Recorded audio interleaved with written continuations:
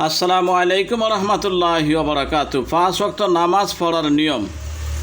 অনেকে লজ্জায় বা শরমে নামাজ শিখতে পারে না। অনেক মা বোনদের বয়স প্রায় 20 বছর, 15 বছর, 25 বছর। লজ্জায় কারো কাছে নামাজ শিখতে চায় না বা বলতেও পারে না। তাদের জন্য আজকের এই ভিডিওটি। চলুন তাহলে আজকে আমরা 2 রাকাত ফরজ অথবা সুন্নত অথবা নফল নামাজ আমরা শিখব। 2 রাকাত পড়ার পরে আমরা 3 রাকাত শিখব এবং 4 রাকাত শিখব। চলুন তাহলে আগে আমরা 2 রাকাত নামাজ শিখি। প্রিয় দর্শক, ফরজ সুন্নত নফল 2 রাকাত করে, তো ফজর নামাজ ফরজ নামাজ যেই নিয়মে পড়বেন, সুন্নত একই নিয়মে পড়া যাবে, নফল একই নিয়মে পড়া যাবে। শুধুমাত্র পরিবর্তন হবে নিয়ত, আর কিছু নয়। সূরা কেরাত সব কিছু ঠিক, শুধু নিয়তটাই পরিবর্তন। চলুন তাহলে আমরা আগে কিভাবে কি পড়ব, রুকুতে গিয়ে কি পড়ব, সেজদায় গিয়ে কি পড়ব, আলহামদু সূরার সাথে আমরা সূরা মিলাবো নাকি মিলাবো না, সব কিছু মিলিয়ে আজকে আপনাদের জন্য এই ভিডিওটি নিয়ে আসলাম। চলুন তাহলে আমরা প্রথমেই নামাজের নিয়ত করি। প্রিয় দর্শক, এখানে নামাজের নিয়ত করব আল্লাহু আকবার বলিয়া। আমাদের দেশে নাওয়াইতু আন উসাল্লি লিল্লাহি তাআলা রাকাতাই সালাতুল ফজরে সুন্নাত রাসূলিল্লাহি তাআলা মুতাওয়াজ্জিহান ইলা জিহাতিল কাবাতি শরীফাতি আল্লাহু আকবার। এইভাবে আরবিতে নিয়ত করে অসুবিধা নাই, তবে বাংলায়ও নিয়ত করা যায়। আমি কেবলামুখ হইয়া 2 রাকাত ফজর নামাজের সুন্নত পড়িতেছি আল্লাহু আকবার, অথবা আমি 2 রাকাত সুন্নত 2 রাকাত ফরজ বলতে পারেন, অথবা 2 রাকাত নফলও আপনি বলতে পারেন। আমি 2 রাকাত নফল নামাজ পড়িতেছি এই বলিয়া আল্লাহু আকবার। অবশ্যই আপনাকে আল্লাহু আকবার বলিয়া নিয়ত বাঁধবেন। চলুন তাহলে আমরা নিয়ত বাঁধার পরে এখন আমি কি পড়ব, ঠিক আছে? নিয়ত বাঁধার পরে সর্বপ্রথম আমি যেই দোয়াটি পড়ব সেটি হলো এই সুবহানাকাল্লাহুম্মা ওয়া বিহামদিকা ওয়া তাবারাকা ইসমুকা তাআলা জাদ্দুকা ওয়া লা ইলাহা গায়রুক। এবার আমি কি পড়ব? এবার আমি পড়ব আউযু বিল্লাহি মিনাশ শাইতানির রাজিম। তারপরে দেখুন, এবার আমি পড়ব বিসমিল্লাহির রহমানির রহিম।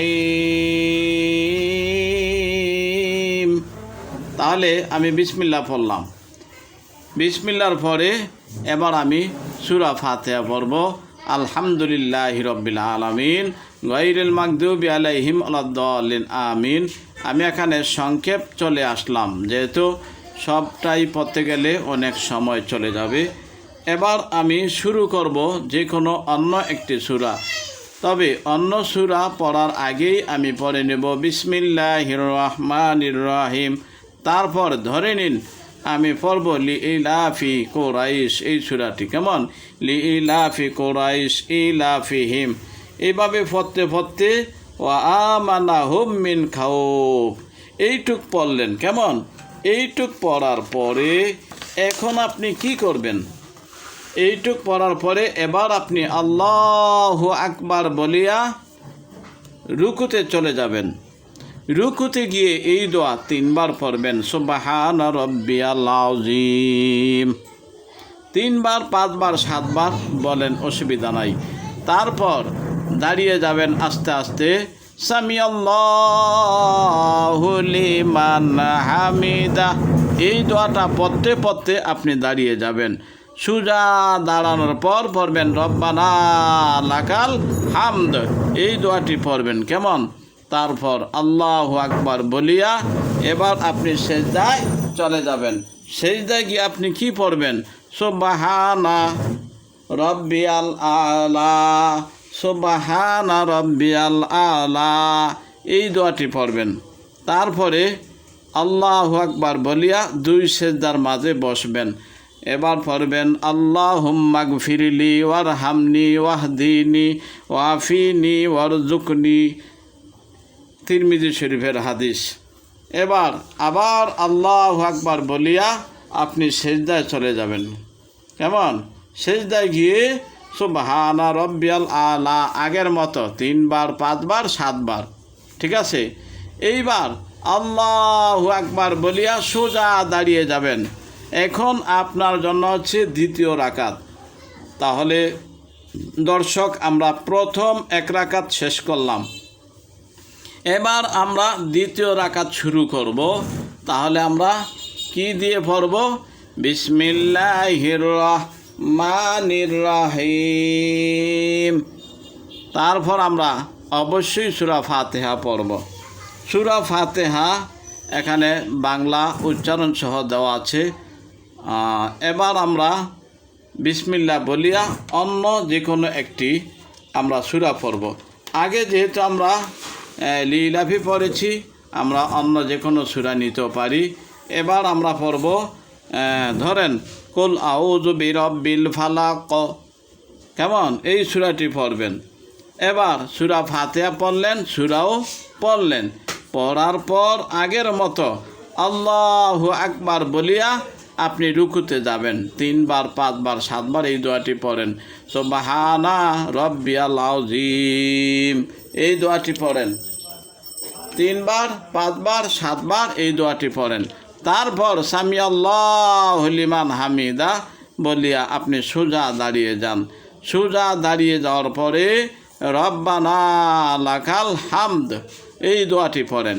এবার আল্লাহু আকবার বলিয়া সিজদায় চলে যান। সিজদায় গিয়ে এই দোয়াটি পড়েন, কপাল মাটিতে লাগাইয়া এই দোয়া সুবহানা রব্বিয়াল আলা 3 বার 5 বার 7 বার পড়তে পারবেন, অসুবিধা নেই। তারপর আপনি 2 সিজদার মাঝে বসিয়া এই দোয়াটি পড়বেন, আল্লাহুম্মা গফিরলি ওয়ারহামনি ওয়াহদিনি ওয়াফিনি ওয়ারজুকনি। আবার আল্লাহু আকবার বলিয়া আপনি সিজদায় চলে যাবেন। সুবহানা রব্বিয়াল আলা 3 বার 5 বার 7 বার বলেন, কেমন?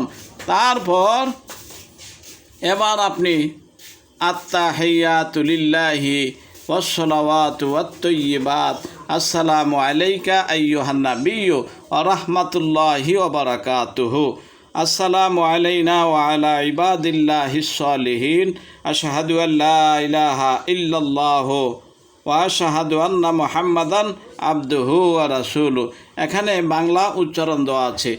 অনেকে যদি মনে করেন যে আমি তো পারি না, তাহলে আপনি বাংলা উচ্চারণ দেখে দেখে তা শিখে নিতে পারেন।